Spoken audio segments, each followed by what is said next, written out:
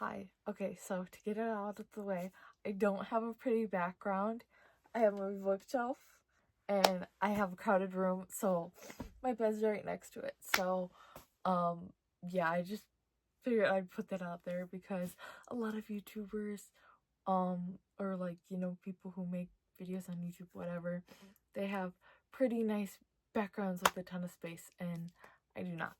Okay, so this video, I wanted to basically talk about my seizure experience and then like the tests that I got done.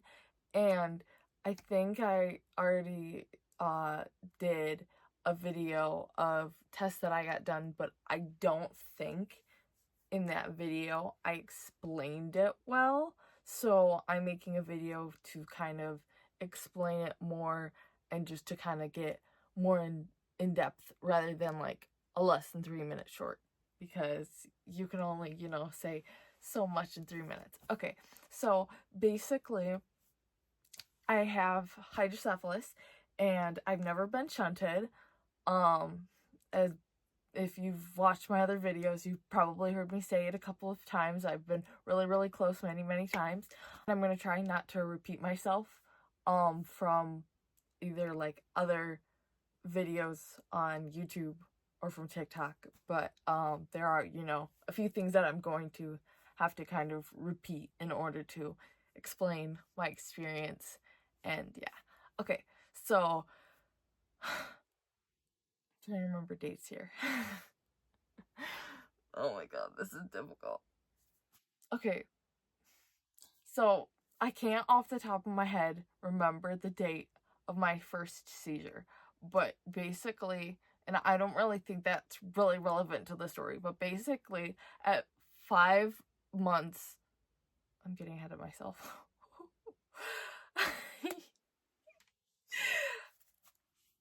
So basically, if you don't know, when you have a seizure, because I didn't know really much information like about seizures and like, the requirements that you have to go through after you have them in order to do things. So yeah, so basically, for if you don't know how like the seizure system works, is that after your date of your seizure, 6 months after that is when you can drive.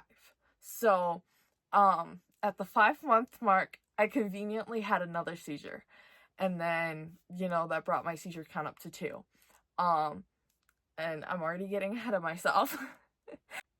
So basically what happened is I was not at home. I was with a family member, and basically I was on the couch and I just randomly had a seizure, and I came to it pretty quickly. I was more freaked out about going to the hospital because I don't like hospitals. They give me the creeps and anxiety, and I don't like them. So, and yeah, I came to it out of the seizure pretty quickly. I was actually more worried about, the family member who was with me, and like, cause they were freaked out. And I was also more worried about my cat than me, because my cat was like right next to me, and I was more upset that like I had to go to the hospital and leave my cat. And so, I obviously, when you have a seizure, you can't drive. So I waited until my parent could pick me up, because the person who I was with could not drive me. So I had to wait for my parents to come, and they picked me up. They freaked out a little bit, understandably. Um and then then basically I went to a hospital that was just, for children, whatever. And that was my last time going to hospital for a child. Yeah. Sorry, I can't think. I've been up since 5 in the morning. um, and so when I was there, they did a CAT scan, and I have not had a CAT scan since, like, then, for I don't even know how long. Like, it's been a hot minute that my family doesn't even have records of the last time I had a CAT scan. So, honestly, I was kind of shocked how fast a CAT scan was, because I'll be honest, like, some of the test names, they all kind of merged together. So, I had a CAT scan, and then they basically said that, because this is your first seizure, you had hydrocephalus, like, or you have hydrocephalus, sorry, like, go talk to your neurologist. And so I made an appointment with my neurologist, and then they kind of helped set up an appointment for an MRI and a 24-hour EEG. So MRIs I've had a bajillion times. Like, I was fine with it, and I really like that now, like, versus when I was younger when they didn't have them. But now you don't have to go to a physical hospital to get the MRI done. You can have it done, like, at a hospital facility, but it's not, like, attached to the hospital. And that's so nice, because 1, it goes by faster. 2, you're not sitting in a waiting room with a bajillion people making the anxiety worse. And then 3, like, the anxiety, yeah, no thanks. And people are often nicer in those separate facilities. Like, I don't know, it's crazy, because, like, I always try to be nice, even though I'm getting a test done. Like, they're there to do their jobs, and I'm unfortunately there for a test, so, you know, whatever. And then took a little while to set it up, but I had a 24-hour EEG done. And from what I can remember, I think the longest EEG I had done before was, like, maybe, like, an hour, hour and a half, 2 hours. And so 24 hours was a big jump. Basically, what happened was, and I can talk about this in a separate video, of my troubles with the EEG, like, that whole situation, because that could be, like, a whole nother 5-minute video at least. So basically, with the EEG, is, as I said before, it was 24-hour EEG. They said, like, you can have it done at a hospital. Well, my father was very nice, and he did some of his own research, and he basically found companies that will do the EEG at home, so then I don't have to deal with the anxiety of the hospital. Because part of it is, like, the anxiety of, like, the machines, the, like, nurses, because I've had really bad experiences with nurses. And then other things is just, like, I feel like you have no privacy, and if I'm going to be at a hospital for 24, or if I'm going to be, like, doing tests for 24 hours, I want to have the privacy and also be in the comfort of my own home. Like, I don't want to have to deal with, like, hospital noise, screaming children, like, I don't know. I didn't want to have to deal with that, which, after a seizure, I don't really blame myself for that. So I had the 24-hour EEG. As I said before, I'll talk about it in another video. Took a hot minute to get the results. And basically they all came back as normal. I did forget to mention that all these tests were before my second seizure. And then once most of the tests came in, everything except the 24-hour EEG, I set up another appointment with my neurologist. And then we kind of went over, like, the results, and basically everything was normal. They don't know what happened, which, you know, is great, lovely. And, then flash forward to the second seizure, and I did forget to mention that they were either, like, saying it could be, like, stress related, which probably most likely could be it. Obviously it could be because of the hydrocephalus, like, that could be the main contributor, but then, like, me being stressed, you know, could also contribute it, to, like, contribute to the seizure. And then, sorry if it's a little different angle, my phone storage went out, so I had to delete some things. Okay, so continuation to where I hopefully left off, because I can't remember. So, basically, I feel like I'm saying basically 10 in this video, and I'm sorry for that.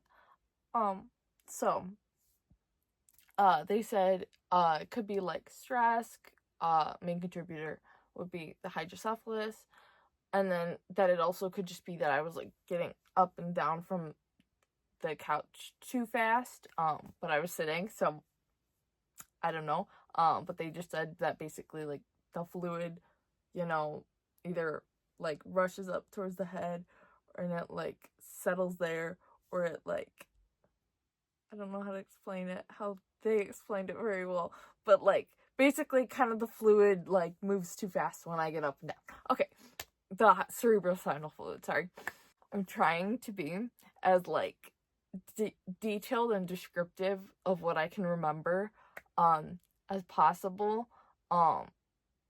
and trying to say, like, you know, the correct medical terminology, but it's, like, it's hard when it's, like, I'm used to those medical terminology, so I'm just used to kind of saying, like, the fluid instead of the cerebrospinal fluid, but, yeah, so, then I had the other one at work, which was lovely,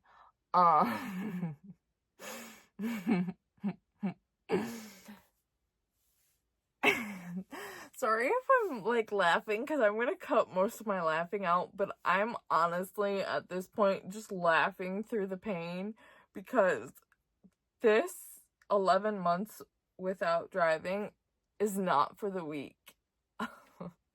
And so, I had, hello, you wanna come here? No? Sorry, my cat's at my feet. So, the second seizure I had at work, and basically I came to, but it took me a hot minute. I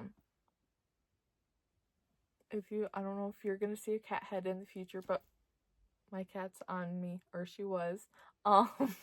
So basically, as I said, I had a seizure at work. It took me a little bit longer to come to. I did a short on this, I believe, of me, like, it taking longer to come to on the second seizure. Basically, I keep on saying I was at work. Like, y'all know at this point that I'm scaring my cat. So basically, I had a seizure. It was actually recorded on the security cameras. So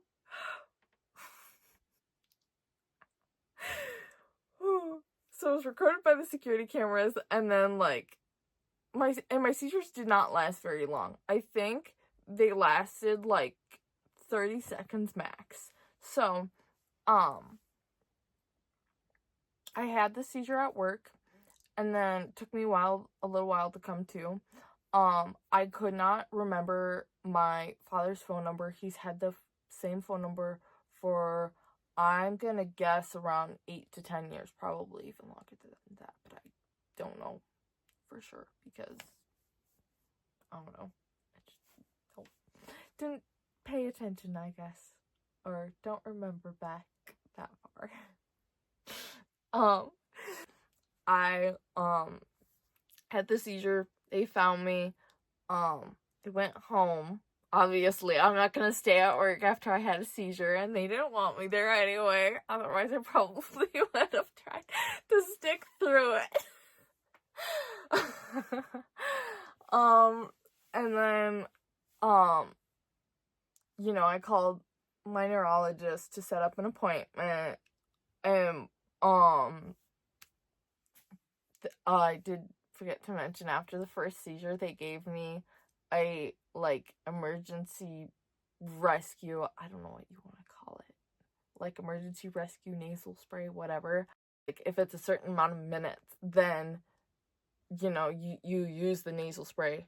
And, after the first seizure, I did, tell my coworkers and, the managers, whatever, about the seizure and the nasal spray, and I had it on me 24/7, but they couldn't use it because the seizure reached a certain amount of minutes, basically. And then, basically, I kind of came out of it. I couldn't remember my dad's phone number, as I keep on saying, because I keep on losing track of what I'm saying and what I didn't say. So my father was called, and then got home, made the neurologist appointment, and then little ways later, then I had an appointment, and 24-hour EEG wasn't still in, which, again, I'll talk about in another video because that was a frustration within itself. And then they put me on, I believe the generic name is Keppra. I don't even know off the top of my head how many milligrams it is. And they put me on the medication, and then I've pretty much been fine ever since, and in a couple days I can drive again, and I'm so excited. I don't know if I'm going to be posting this before or after I can drive again, or, when exact timeline, everything that I have prepared is going to be posted, but at the time of recording, I have a couple days, literally 3, and I'm so excited. And yeah, I think that's pretty much it. If I forget anything when rewatching this, I'll probably add in another clip, because I am bound to forget something. So yeah, that I just